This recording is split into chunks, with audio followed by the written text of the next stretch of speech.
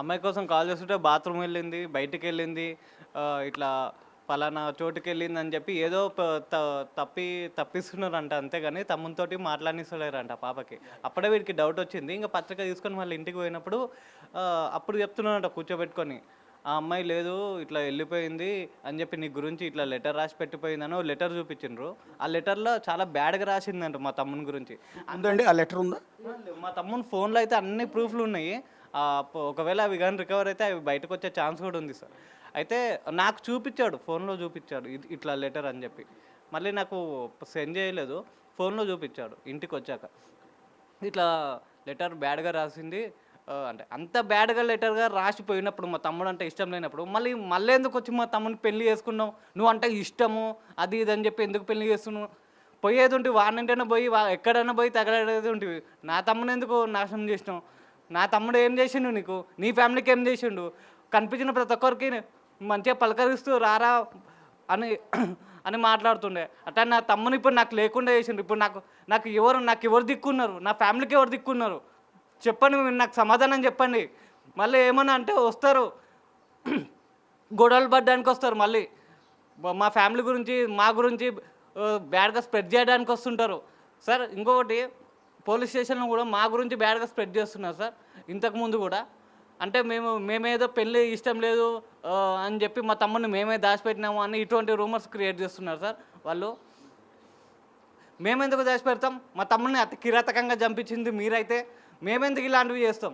ఇప్పుడు కోల్పోయింది ఎవరు? మేమా? దీనివల్ల కోల్పోతే ఎవరు కోల్పోతారు? మేమే కదా కోల్పోయేది. దీనివల్ల మీరేం కోల్పోతారు? మీరైతే ఏం కోల్పోలేరు కదా! ఇప్పుడు కోల్పోయిందైతే మేమే కదా! ఇక్కడ బాధ అయితే మాకే కదా ఉంది. వేరే వాళ్ళకైతే లేదు కదా! అప్పటికి వెడ్డింగ్ కార్డ్స్ పంచారమ్మా, ఆపేశారా?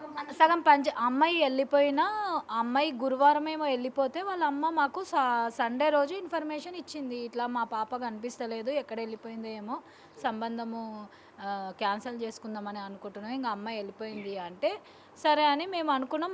మా తమ్ముడు ఆల్రెడీ కార్డ్స్ ఒక 2 చుట్టుపక్కల గ్రామాలకు, కొన్ని గ్రామాలకు పనిచేసినాడు ఆల్రెడీ. పనిచేసిన తర్వాత చెప్తే మేమందరం బట్టలు, మేనత్తగార్ల బట్టలు, మా బట్టలు, పెళ్లి బట్టలు అన్నీ కొనుక్కున్నాం. పెళ్ళికి ఇంకా అటెండ్ అవ్వడం ఒకటే, ఇంకా నేను వెళ్దాం పెళ్ళికి రావాలని ఇంకా నేను రెడీ అయిపోయినా.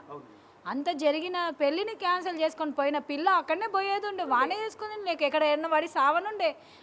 మళ్ళీ ఉల్టా వచ్చి మా తమ్ముని ఎట్లా మాటలా మీకు రికార్డ్స్ ఇప్పించిన కదా, ఆ మాయ మాటలు చెప్పాల్సిన అవసరం ఏముండే నీకు? నా తమ్ముని డ్రాగ్ చేసి నా తమ్ముని చంపాల్సిన అవసరం ఏముండే నీకు? చేసుకున్నదానో పద్ధతి గుండి పెళ్ళి చేసుకున్నప్పుడు మళ్ళీ మంచి మారి మంచిగా ఉండింటే అయిపోతుండే కదా. నా తమ్ముని ఎందుకు చంపినావు నువ్వు? అసలు నా తమ్ముని చంపిన హంతకరాలు అది దాని తల్లికి అన్నీ తెలుసు సార్. అది చూడడానికి అట్లా ఉన్నారు కానీ చాలా మాస్క్ వేసుకున్న నక్కలు వాళ్ళు. బయటికి మంచి అమాయకంగా కనిపిస్తారు, బయటికి ఏం తెలియని అమాయకుల్లా కనిపిస్తారు కానీ అసాధ్యులు, నక్క వినయాలు ఉన్నాయన్నీ. ఇటువంటి వ్యక్తులను మాత్రము నరకయాతన పెట్టి చంపేయాలి సార్. చనిపోయిన నా చిన్న కొడుకు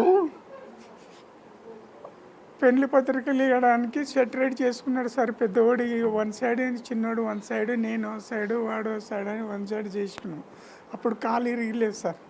ఇరిగిన తర్వాత వీడి పెళ్లి పత్రికలు తీసుకొని కర్నూలు పోయినాడు సార్. కర్నూలు పోతే అత్తగారింటి కాడికి పోయిన తర్వాత పిల్ల లేదు డాడీ, ఎటు పోయిందో పాప, పిల్ల లేదంట. 4-5 రోజులు అయినంట. చెన్నైకి పోయిందంట అని అన్నాడు. చెన్నైకి పోయిందంట అని అన్నాడు. చెన్నైకి ఎట్లా పోతుంది రా, ఊకోలేదంట. ఆమె స్కూటీ ఉంది కదా, స్కూటీ తీసుకొని అన్ని రిజర్వేషన్ చేసుకొని స్కూటీ తీసుకొని ఇంకా చెన్నైకి వెళ్ళిపోయిందంట అని చెప్తే ఇంకా రాలే. 2 రోజులు రాలే, 3 రోజులు రాలే, 4 రోజులు రాలే, 5 రోజులు రాలే. ఇట్లా గడిచిపోయా సార్. గడిచిపోయి మళ్ళీ ఏం ఆలోచన చేసిందో ఏం ఆలోచన లేదో వచ్చి మెల్లగా వచ్చి మళ్ళీ మా ఓని వాళ్ళలో పడదు. తేజ మన ఇద్దరం ఎట్లనే చేసి ఇది చేసి వాని కళ్ళబొల్లి మాటలు వాని కళ్ళబొల్లి మాటలు ఇది చేసుకుందాము అందుకొరకు అని వాడిని కలుపుకొని చేసుకొని తర్వాత వాడిని ఇంకా వాడు సార్ మా పిల్లలకి అరాచకము, తర్వాత ఇది మనసులోన ఇది మోసాలు గీసాలు లేదు సార్. అయితే మా పిల్లలకి ఏంటంటే ఇప్పుడు సార్ చెప్పిండు ఒక విషయం, మీరు విలేకరు సార్ తేజ ఇక్కడ మనది 5 ఎకరాలు ఉందమ్మా, కొలిసి నాకు సాయంకాలం వరకల్లా మ్యాప్ తెచ్చి బ్యాంక్ లోన్ శాంక్షన్ ఏంటంటే కొలిసి వచ్చి బ్యాంక్ మేనేజర్కి ఇచ్చి వచ్చి మీకు ఫోన్ చేసి చెప్పేస్తారు. అటువంటి వాడు నా కొడుకు చనిపోయినవాడు. వాడు పోకుండా ఉండంటే ఈ చరిత్రనే తెలియదు సార్. ఈ పిల్ల పోయినదే తెలియదు మాకు. ఆ పిల్ల ఇంకా 3 రోజులు పోతుందా, 4 రోజులు పోతుందా, 5 రోజులు పోతుందా, ఇంకా తెలియనేకుండే. పెళ్ళికి ఆ రోజు పెళ్ళికి మీరు వెళ్ళారండి? నేను పోయినా సార్. అక్షంతలు వేసి వచ్చారా? మా భార్య నేను ఆమె నన్ను తిట్టింది, నేను ఆమె తిట్టిన. వాడు ఒక్కడు ఉన్నాడా, ఏం చేస్తావు వాడిని చేసి ఇద్దరు తిట్టుకొని ఏదో పోయినాం సార్. పోయి ఇది అజంతలు వేసినాం, వచ్చి చూసుకొని ఇంకా మా బాట పట్టుకొని మేము వచ్చేసినాం సార్. ఏమైనా మీ చెల్లెలు వచ్చి మిమ్మల్ని తీసుకెళ్ళిందంట కదా, మీ చెల్లెలు వచ్చి మిమ్మల్ని మా చెల్లెలు బలంతన పోయినాం. అనాథలాగా పెళ్లి చేసుకుంటున్నాడు, మీరు అందరూ రండి, కనీసం అక్షంతలు అంటే ఏంటని ఆమె వచ్చి ఒప్పించినాక మీరు వచ్చింది అన్నది.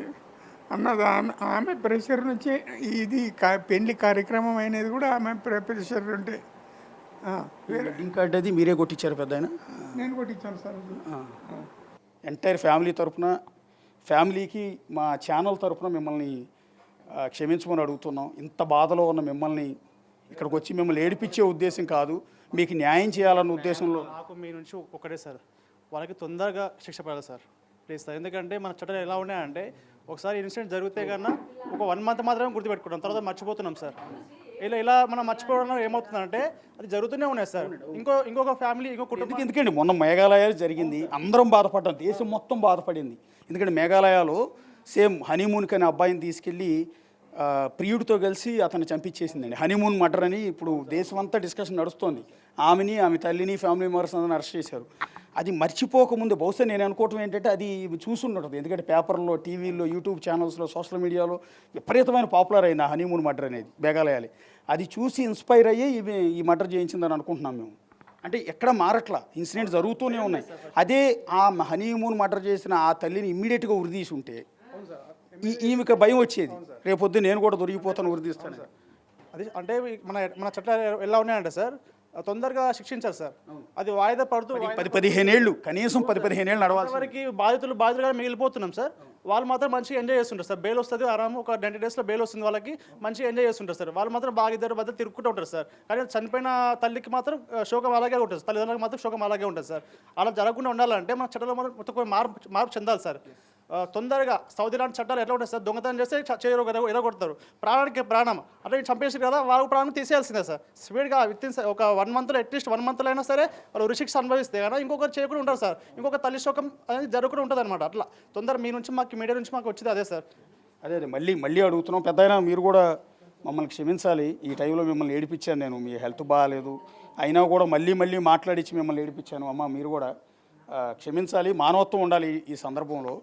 అంటే ఛానల్స్ టీఆర్పీల కోసమో, సంచలనం కోసమో, వ్యూయర్షిప్ కోసమో కాదు, ఇక్కడ ఒక మానవత్వంతో చేసాం. నాకు కూడా లైవ్ చేస్తుంటే కళ్ళంటి నీళ్ళు వచ్చే పరిస్థితి ఉంది. ఎందుకంటే ఆ హృదయ వేదన, ఏ తప్పు చేయకుండా, ఏమైనా తప్పు పాపం చేసి అన్యాయం చేసిన వాళ్ళని చంపితే తప్పు లేదు, పెద్దగా బాధపడం మనం. లేదా అదే తేజేశ్వరి ఏదైనా జబ్బు చేసి చనిపోయి ఉంటే, ఏ గుండెపోటుతోనో, ఏ యాక్సిడెంట్ అయ్యో, లేదా ఇంకా ఏదైనా జబ్బుతో చచ్చిపోయి ఉన్నా వీళ్ళు ఇంత ఫీల్ అవ్వరు. ఎందుకంటే దేవుడు ఇచ్చాడు, ఆయుష్ను సగంలోనే ముగించి తీసుకెళ్ళిపోయాడని కొన్నాళ్ళు ఏడ్చేవాళ్ళు, బాధపడేవాళ్ళు, ఫోటో ఒకటి దండేసి ఇంట్లో పెట్టుకుని అప్పుడప్పుడు చూసుకుంటూ బాధపడేవాళ్ళు.